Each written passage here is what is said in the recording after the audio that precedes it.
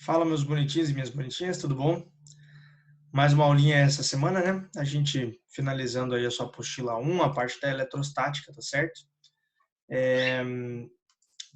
E hoje, gente, a gente vai começar a parte final aí. Na semana passada a gente estudou o campo elétrico uniforme, a energia potencial eletrostática, né? E essa semaninha aí a gente finaliza o conceito começando com o potencial elétrico, né? Então, antes de mais nada, pessoal, a ideia de potencial elétrico ela está diretamente ligada à energia potencial elétrica que a gente estudou anteriormente, legal? Como que funciona esse negócio de potencial elétrico? Imagine, gente, a palavra apenas potencial, tá? Depois a gente vai para a parte de elétrico, mas pensa na palavra potencial.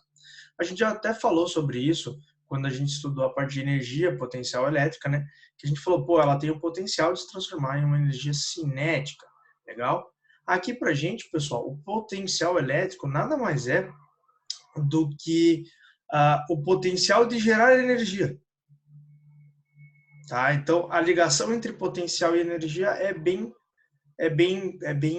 juntinha, é bem justa, legal? Então, se eu tenho uma certa carga, imagine aqui, ó, gente, que eu não tenho essa primeira carguinha Qzinha aqui, ó. Então, eu tô sem essa carga Qzinha aqui, ó. Legal? Eu tenho só a carga Qzão. Se eu não coloquei a minha carga Qzinho lá, legal? Eu não tenho energia. Mas eu tenho o potencial de gerar energia. Qual é o potencial de gerar energia? Quanta energia eu conseguiria gerar se eu colocasse uma determinada carga lá? Bom, aí você calcula o potencial dela. No caso, o potencial elétrico tem a ver com uma energia potencial elétrica. Gente, eu uso a letra V para o potencial, tá? E calculo esse potencial fazendo a razão entre a energia potencial elétrica e a carga de prova que eu coloquei lá para testar quanto vale o potencial elétrico nesse determinado ponto, nessa determinada região. Então, ó, tome muito cuidado, tá, com essa ideia entre potencial elétrico e energia potencial elétrica, e lá que a gente tinha entre campo elétrico e força elétrica, tá? Porque força e campo andavam sempre unidos, né? A gente sabia que o campo gera uma força, né? E para eu ter um campo eu preciso de uma carga, para eu ter uma força eu preciso de duas cargas.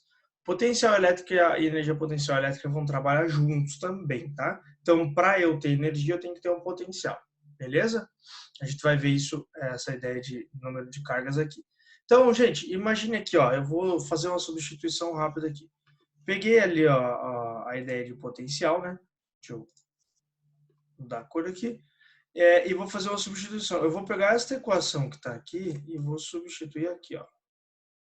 Tá? Vou substituir a energia potencial na equação do potencial. Então, eu vou ficar com V igual a K, Q sobre D, né? Essa da aulinha anterior, dividido por D, por Q, perdão, que é da equação aqui. Gente, perceba que a gente vai cortar Q com Q e vai ficar com potencial igual a K, Q sobre D, tá? Então, essa formulinha aqui é super importante, a gente vai utilizar ela bastante. E ela mostra para você que, para calcular o potencial elétrico, eu preciso apenas de uma carga, exatamente, uma carga, que é a carga parecido com o que a gente tinha de campo elétrico, né? Então, eu costumo dizer para vocês lá, as grandezas vetoriais, força e campo, ambas são sobre d ao quadrado. Força eu preciso ter duas cargas, então kq sobre d ao quadrado. Campo eu preciso ter uma carga kq sobre d ao quadrado. Quando eu falo de potencial de carga pontiforme, como é que fica? Aí a gente muda, né? Perdão. Quando eu falo de potencial, não. Quando a gente fala de grandezas escalares. Então, quando eu falo de grandezas escalares, a gente vai ter energia potencial elétrica e o potencial das cargas pontiformes. Energia potencial elétrica precisa ter duas cargas, certo? Então, KQ sobre D. Potencial elétrico eu preciso ter apenas uma carga, portanto, KQ sobre D. Legal? Tenta achar uma relaçãozinha tipo essa aí para você conseguir lembrar sempre das equações aí. Bom, pessoal, um exercíciozinho aqui rapidinho, né? As afirmativas abaixo dizem a respeito da grandeza potencial elétrico nesse âmbito marca que for correto. Número 1, o potencial elétrico é uma grandeza escalar. Acabei de dizer para vocês, né? Exatamente, ele é uma grandeza escalar. 2, o potencial elétrico pode ser medido em coulombs por segundo. Opa, volta aqui rapidão, pessoal. Qual a unidade de potencial elétrico? Bem importante aqui. Bom, se ela é energia por carga, energia é joules, carga é coulombs, tá? A gente chama essa unidade de volts. Você está acostumado a ver volts aí? Por exemplo, você vai comprar uma lâmpada, você tem que ver se ela é 120 ou se ela é 220 volts, né? 127 ou 220 volts. O que é esse volts da lâmpada ou dos aparelhos eletrodomésticos? Isso é diferença de potencial, tá? É um pouquinho mais para frente na nossa aula de hoje, mas é outra coisa, não tem tanto a ver com o não é que não tem tudo a ver com o potencial elétrico, mas ele é um pouquinho diferente, vocês vão entender quando eu falar o que é esse um pouquinho diferente, tá? Mas, por enquanto, potencial elétrico em volts. Não em joules, né? Então, como ele diz aqui, não é joule. Número 4, o potencial elétrico num ponto localizado a uma certa distância de uma carga elétrica negativa é também negativo e independe do valor das cargas de prova que, porventura, sejam colocadas. Exatamente, né? Veja só, voltando aqui de novo. Independe da carga de prova, né? A gente cortou a carga aqui, né? E, gente, vocês viram colocar módulo em algum lugar da conta? Não tem módulo, né? E não tem módulo justamente porque o sinal da carga é importante para a gente. Então, próximo à carga, o meu potencial ele é negativo. Uma carga negativa. Próximo a uma carga positiva, o meu potencial elétrico vai ser positivo. Beleza? Sempre importante esses detalhezinhos. Bom, o gráfico, pessoal, aí do potencial elétrico, caso eu tenha uma carga positiva, é esse de cima, né? Caso eu tenha uma carga negativa, é esse de baixo. Tá? Sem grandes segredos aqui. É um valor sobre D, né? Então, por isso, a tendência desse valor aí é zero, conforme sobe o D. E como que eu vou calcular o potencial de várias cargas juntas, pessoal, num certo ponto P lá? No campo elétrico, a gente calculava a soma vetorial dessa grandeza, né? Mas aqui, gente, a gente não vai calcular a soma vetorial não, tá? A gente vai calcular uma soma simples algébrica, igual a gente fazia na energia potencial elétrica. Então, na energia potencial elétrica eu somava, no potencial elétrico eu também somo, tá? Então eu vou substituir lá, V é igual. Daí V1 é K, Q1 sobre D1 e assim por diante, né? Mais K, Q2 sobre V2, certo? Mais até terminar o número de cargas que eu tiver. Gente, importantíssimo aqui é que você note que o sinal da carga vai ser super importante, porque se uma das cargas ali for negativa, você vai fazer uma subtração, na verdade, você não vai fazer uma soma, né? Então é bem importante você se atentar a esses detalhes aí, legal? Nem vou fazer esse exercício aqui por enquanto. Vamos dar uma olhadinha como é que funciona aí o potencial elétrico numa esfera condutora, tá? Eu vou falar sobre ele mais especificamente depois, mas como é que é a ideia de potencial elétrico numa esfera condutora? Dentro da esfera, pessoal, o potencial elétrico ele vai ser constante, tá? E fora dela ele vai diminuir, igual aquela formulinha que a gente falou ali. Como é que funciona? Por que eu calculo isso? Eu vou explicar para você já já, tá?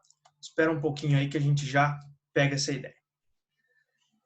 Para a gente finalizar a parte de potencial elétrico, vamos falar a respeito das superfícies equipotenciais. O que são superfícies equipotenciais? Pessoal, equipotencial, equi, é de igual, gente.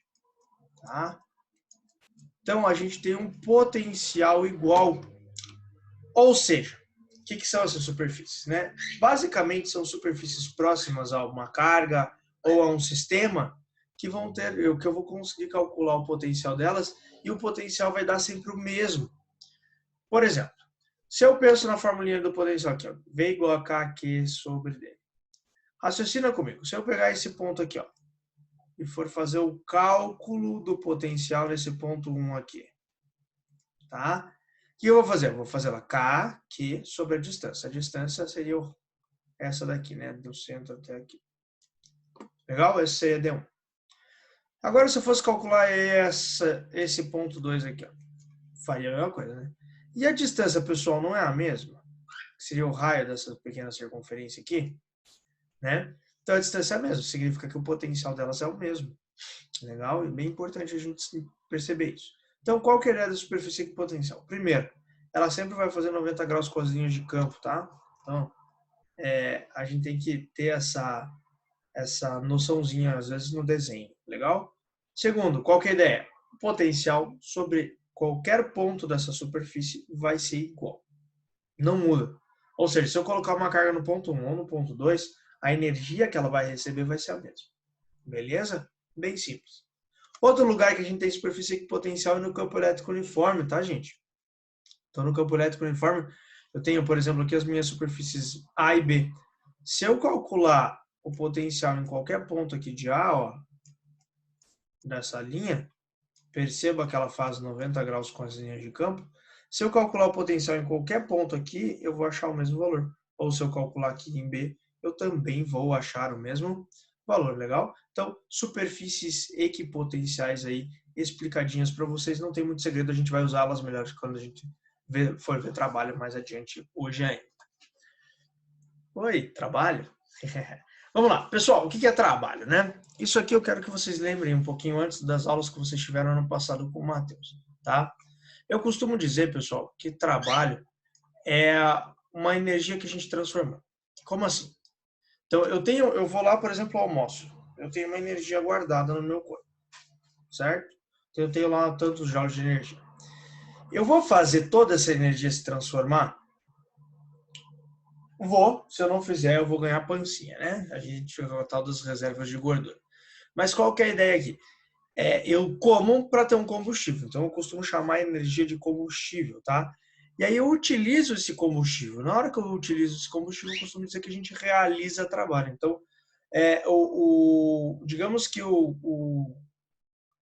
a energia é o combustível que eu tenho guardado no meu corpo e o trabalho é a parte do combustível que eu utilizo, que eu transformo em alguma coisa, geralmente em movimento. Então, como é que eu calculo o trabalho de uma força? Então, eu tenho uma força aqui F, né, qualquer, fazendo um ângulo θ aqui com o deslocamento. Perceba, ele vai se deslocar aqui, ó, daqui para cá, nesse deslocamento ΔS aqui. Como é que eu faço para calcular o trabalho, pessoal? O trabalho eu uso a letra tal e eu uso força vezes o deslocamento, vezes chamar de ΔS, pessoal, vou chamar de D, só para ficar mais parecido com a equação que dizem que vocês estão acostumados, vezes o cosseno do ângulo θ. O cosseno do ângulo θ é o cosseno do ângulo entre a força e o deslocamento, legal? Então, isso é o trabalho que vocês aprenderam lá na mecânica. E ele se aplica aqui na nossa física elétrica também. Como, pessoal? A gente vai precisar de algumas coisinhas aqui. Primeiro, essa equaçãozinha de trabalho, que eu falei para vocês. Segunda, equaçãozinha da força, lembra? Q sobre D ao quadrado. Terceira definição de potencial elétrico. Legal? Então, ó, o que eu vou fazer? Eu vou pegar o trabalho, força vezes distância. No lugar da força, eu vou substituir aqui, ó, K sobre D ao quadrado. Então, tá aqui, ó, força vezes a distância. A distância de um ponto ao outro é um ponto menos o outro, né? Gente, a hora que eu faço essa conta aqui, ó, que eu dou uma ajustada, eu vou poder cortar esse quadrado aqui com esse cara aqui. E ele vai ficar assim, ó, KQQ sobre D1 menos D2. Certo? Beleza? Tranquilo, né? Gente, eu posso chamar isso aqui de energia potencial em um ponto menos energia potencial em outro ponto. Tá? Quando eu faço isso, gente, olha só como é que fica o negócio aqui. Energia potencial, certo? Em um ponto menos o outro, a gente vai transformar ela, a gente vai dar uma ajeitada usando essa relação aqui, ó. Passo a carga para cá, ó. Então eu vou ficar aqui o trabalho para levar a carga de 1 até 2, certo? Ele vai ser, ó, V1 vezes Q menos V2 vezes Q. Quando a gente coloca em evidência, a gente fica com Q V1 menos V2. Legal? E aqui, pessoal, o que é V1 menos V2? É a diferença de potencial. Isso aqui a gente chama de DDP. Por que diferença de potencial? Pessoal, não é um ΔV, não é uma variação de potencial, e sim uma diferença entre os valores do potencial elétrico, tá? Então, para calcular o trabalho, eu multiplico a carga que eu estou movimentando pela diferença entre o potencial, de onde ela vai para onde ela chega, tá? Detalhe bem importante aqui para nós, pessoal. Esse valor do trabalho não depende da trajetória, tá? Lembre-se lá dos conceitos que você aprendeu no primeiro ano a respeito de trabalho e você vai lembrar que lá o Matheus falava a respeito de trabalho de uma força, né? E quando ele falava de trabalho, ele mostrava para você, ó, o trabalho não depende da trajetória que a gente está fazendo. Beleza? Gente, qual que é a ideia, então, da tendência de deslocamento? Tá? Eu costumo dizer o seguinte, digamos que eu tenho uma linha de campo elétrico aqui. Ó.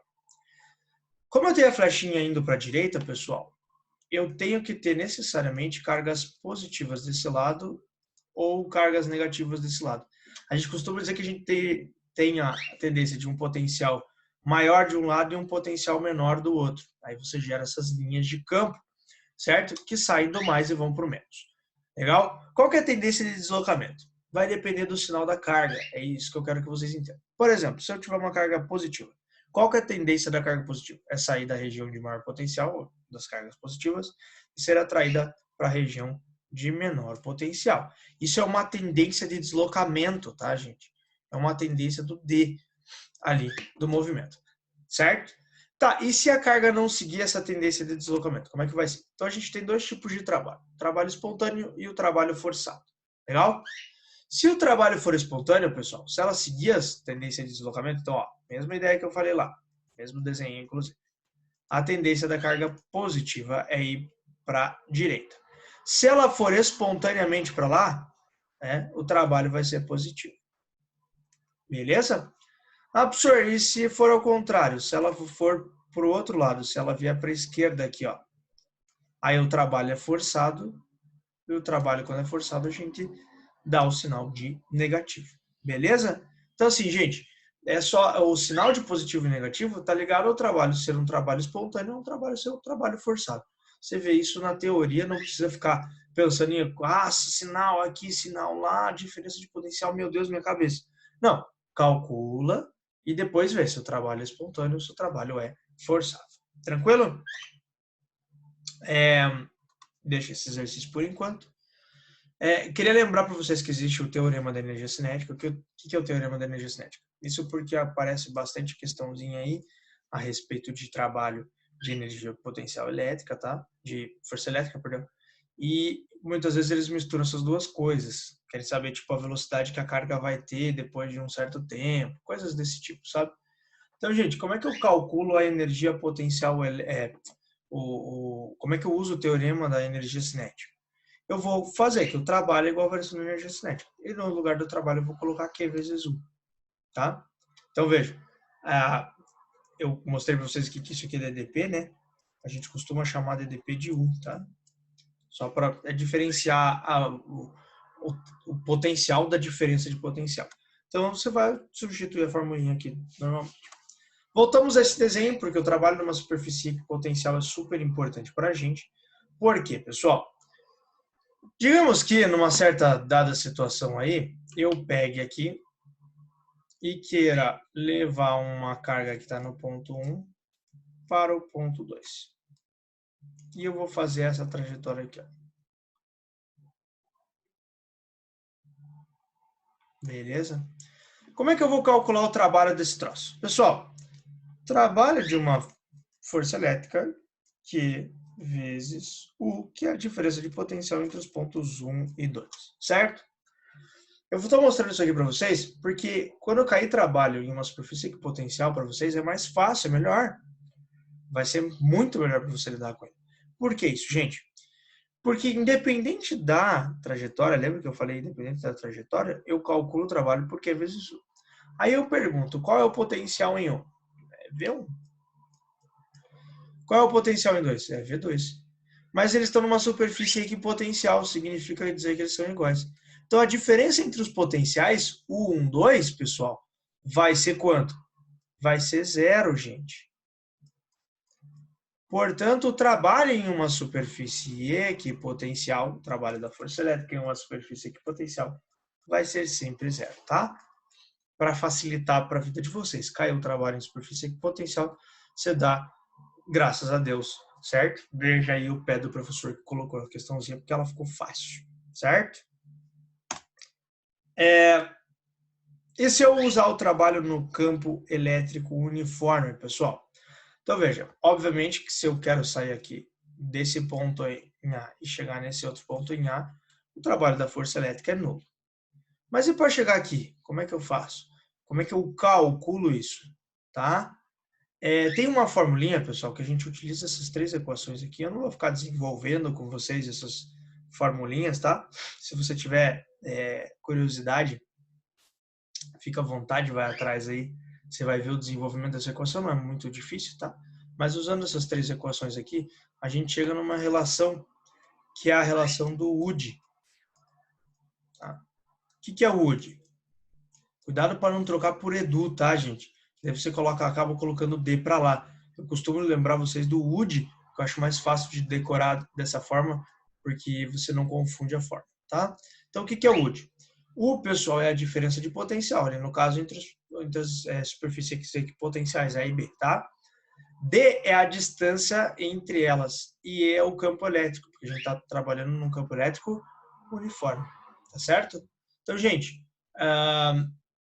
o Wood é bem importante, aparece bastante, muito, muito, muito aí nos nossos vestibulares, tá? Então é bem importante que você lembre sempre do Wood, tá? Legal? Eu tô pulando os exercícios, pessoal. Depois, qualquer coisa, vocês dão uma pausadinha aqui, né, nesses determinados exercícios e resolvem eles. Eles são usando as equações assim, tá? Gente, pra gente fechar hoje, campo elétrico do condutor esférico, depois eu volto para o potencial do condutor elétrico, grau de Faraday e fechamos. Campo elétrico do condutor esférico, pessoal, a gente precisa entender algumas coisas. Primeiro que ele vai estar em equilíbrio eletrostático. O que significa equilíbrio eletrostático? Significa dizer que as cargas estão paradinhas. Como que elas ficam paradinhas? Elas estão sempre na superfície, na maior distância possível uma das outras, porque elas estão se repelindo. Então, eu tenho um corpo carregado, por exemplo, positivamente, as cargas elétricas vão ficar o mais longe possíveis, então elas ficam todas na superfície, tá? Dentro do meu condutor, o campo elétrico é igual a zero. Por que o campo elétrico é igual a zero, pessoal? Porque as cargas elétricas elas estão paradas, elas não têm como se movimentar. Se elas não estão se movimentando, gente, eu não tenho como gerar uma força elétrica, então eu não tenho campo elétrico, tá? Então no interior aí do condutor esférico, o campo elétrico é zero. Já logo depois, assim, de sair do nosso condutor, você usa a tua formulinha KQ sobre D ao quadrado, tá? Pessoal, e bem na superfície, eu tenho um meio de KQ sobre o raio da esfera ao quadrado. Detalhe, essa distância aqui, pessoal, sempre medida a partir do centro da esfera, tá? Eu nunca vou medir a partir da superfície dela, sempre a partir do centro. Um meio de KQ sobre R ao quadrado. Por que meio, professor? Eu não vou poder mostrar para você, meu querido pupilo, porque aqui envolve cálculo integral, certo? E aí eu não tenho ferramentinho matemático para mostrar para vocês. Isso porque vocês não vão conseguir acompanhar, tá? Então, apenas aceita esse meio aí que é melhor para você. Tá, e quando eu falo de potencial aí de um condutor esférico, como é que fica essa história? Raciocina comigo, cara. Se as cargas não se movimentam ali, não é gerado trabalho, certo? Não tem energia potencial, então não é gerado trabalho. Se não tem trabalho, pessoal, concorda comigo que não tem diferença de potencial? Lembra? Trabalho aqui vezes 1. Então, se não tem diferença de potencial, isso significa dizer diretamente que o potencial elétrico no interior do condutor eletrostático é constante. E como que eu calculo esse potencial elétrico no interior do condutor eletrostático? KQ sobre R. E depois, pessoal, na superfície, KQ sobre R. Legal? O potencial elétrico é um pouco mais simples de você gravar. E depois, quando eu sair da esfera, KQ, não mais sobre R, né, gente? Sobre D, né? Que daí vai diminuindo conforme você vai se afastando dessa esfera. Certo? Então, a comparaçãozinha para você não se confundir. Cara, não se confunda com isso, é super importante. Comparação entre campo elétrico e potencial elétrico. Guarda esse quadrinho aí para sua vida, tá? Então, no interior da esfera, campo elétrico igual a zero, potencial elétrico constante, KQ sobre R. Na superfície da esfera, o campo elétrico é meio de KQ sobre R ao quadrado, o potencial elétrico é KQ sobre R, igual, tá? No exterior da esfera, o campo elétrico é KQ sobre D ao quadrado, sendo D a distância do centro da esfera. potencial elétrico KQ sobre D, mesma coisa D, a distância do centro da esfera. Certo? Pessoal, para a gente fechar, eu quero falar um pouquinho a respeito da blindagem eletrostática. O que é blindagem eletrostática? Como é que funciona esse troço? Quem são eles, onde vivem, no Globo Repórter. Veja, imagine a seguinte situação. Eu falei para vocês que dentro de uma esfera, o campo elétrico é nulo. Mas e se eu tiver um determinado condutor elétrico carregado próximo aí dessa esfera, né? Então imagine que eu não tenho essa esfera azul antes da gente começar esse raciocínio, tá? Eu não tenho como tirar ela dali agora, mas imagine que eu não tenho ela. Se eu tenho aqui uma barra carregada positivamente, pessoal, o que vai acontecer? Eu vou gerar aqui num certo ponto do espaço um campo elétrico que eu vou chamar de E da barra. Beleza? Tá, tranquilo. Sabemos que nós temos o E da barra. Mas e aí, professor? O que isso vai gerar, gente? Vê se você concorda comigo. Se eu não tenho a esfera, eu tenho um campo elétrico lá. Quando eu coloco essa esfera aqui, com a mão, essa esfera azul, essa barra aqui vai gerar no nosso condutor um fenômeno chamado indução. Lembra? Então ela puxa as cargas negativas para cá e repele as cargas positivas para lá da nossa esfera. Essa esfera, pessoal, passa a sofrer indução e quando ela sofre essa indução, ela passa também a produzir um campo elétrico que sai das cargas positivas e entra nas cargas negativas, puxando para cá. Ó. Esse seria o campo elétrico da esfera. Tá, Doug, mas e aí? O que tem nisso? Gente, esses campos elétricos se anulam. Então, dentro de um condutor eletrostático, pessoal, a gente sempre vai ter a situação de blindagem eletrostática. O que é essa blindagem eletrostática? A gente chama ela de gaiola de Faraday, tá? Procurem aí vídeos no YouTube, gaiola de Faraday, você vai se divertir bastante vendo uns vídeos bem legais. Que é o pessoal entrando em umas gaiolinhas de metal e os caras dão uns baita choque ali dentro e nada acontece com o cara sai dali sem sofrer um choquezinho, nada, feliz, tranquilo, alegre e sorridente, né? Como que isso é possível, pessoal? Isso é possível por causa daquele campo elétrico ali que eu mostrei para vocês, tá? A gaiola de Faraday, gente, ela é bem interessante nesse sentido, porque ela funciona como um auxílio para a gente, por exemplo, quando cai um raio no avião, como está nessa imagem que está aí, em teoria poderia dar você poderia tomar um choquezão e morrer, né? Só que não é o que acontece. Por que não acontece isso, gente? Porque a gente está dentro do avião, o avião é de metal, é um material condutor, e por ser um material condutor, ele te isola ali dentro, legal? Então eu costumo sempre falar para os alunos tomarem cuidado, por exemplo, né, que muitas explicações aí, mundo afora, dizem que, por exemplo, se você está num carro e cai um raio no seu carro, você não toma o choque porque os pneus são de borracha e eles são isolantes elétricos. Cuidado com esse comentário porque ele está errado, tá? Um raio é forte o suficiente para carregar até um pneu, certo? Mas por que eu não tomo o choque? Você não toma o choque justamente por causa da blindagem eletrostática, tá, gente? O choque que você tomaria ali dentro, ele não ocorre devido a essa anulação que um campo elétrico faz no outro, né? Então, o campo elétrico da barra, que no caso é o do raio, né? E o campo elétrico gerado pelas cargas do próprio condutor, eles se anulam, legal? Então, assim, você vai estar sempre blindado aí no quesito campo elétrico, e se você tem campo elétrico, a blindagem do campo elétrico, você tem consequentemente aí não tem, né, na verdade, um movimento de cargas ali na parte interna desse condutor. No caso, a gente está falando do carro, então a gente está falando da carcaça do carro. Tranquilo? Então, assim, gente, a ideia é essa, tá? Essa era a parte de conteúdo que faltava para a gente fechar a parte eletrostática da apostila 1. Então, hoje a gente termina a apostila 1, finalizando, portanto, aí os conteúdinhos de vocês, certo? Qualquer dúvida, chamem. Tamo junto. Nos encontramos daqui a pouquinho aí nessa nossa videochamada. Falou, gente. Um abraço. Até a próxima.